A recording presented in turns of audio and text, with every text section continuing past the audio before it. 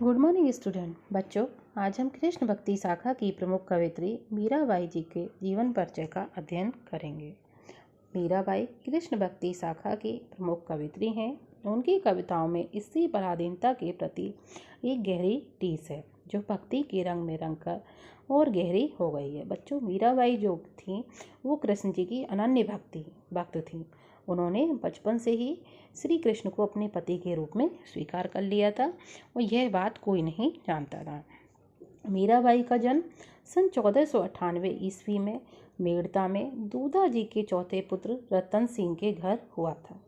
ये बचपन से ही कृष्ण भक्ति में रुचि लेने लगी थीं। मीरा का जन्म राठौर राजपूत परिवार में हुआ था। उनका विवाह मेड़ता के सिसोदिया राज परिवार में हुआ था। उदयपुर के महाराणा कुंवर भोजराज इनके पति थे, जो मेवाड़ के महाराणा सांगा के पुत्र थे। विवाह के कुछ समय बाद ही उनके पति का देहांत हो गया और पति की मृत्यु हो जाने के बाद उन्हें पति के साथ सती करने का प्रयास किया गया। लोगों ने उनके ऊपर दबाव डाला कि वो अपने पति के साथ में सती हो जाए, किंतु मीरा इसके लिए तैयार नहीं हुई। मीराबाई ने इस चीज़ का विरोध किया कि वो सती नहीं होंगी। वे संसार की ओर से विरक्त हो गईं और साधु संतों की संगति में हरि कीर्तन करते हुए अपना समय व्यतीत करने लगी। पति के परलोकवास के बाद इनकी भक्ति दिन प्रतिदिन बढ़ती गई। ये मंदिरों में जाकर वहां मौजूद कृष्ण भक्तों के सामने कृष्ण जी की मूर्ति के आगे नाचती रहती थी।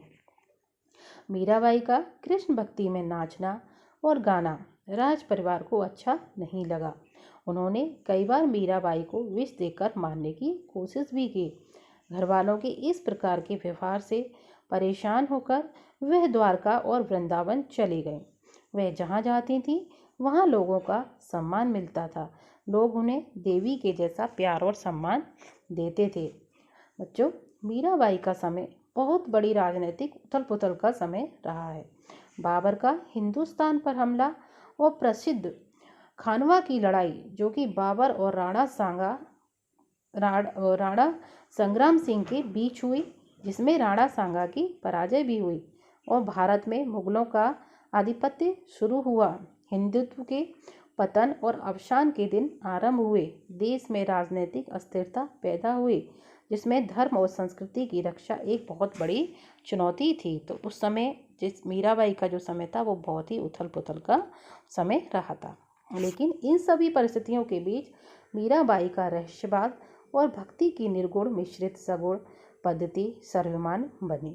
द्वारका में सन 1546 में वो भगवान श्री कृष्ण की मूर्ति के सामने एक पद गाते गाते कि हरि तुम हरो जन की पीर गाते गाते भगवान श्री कृष्ण की मूर्ति में विलीन हो गए।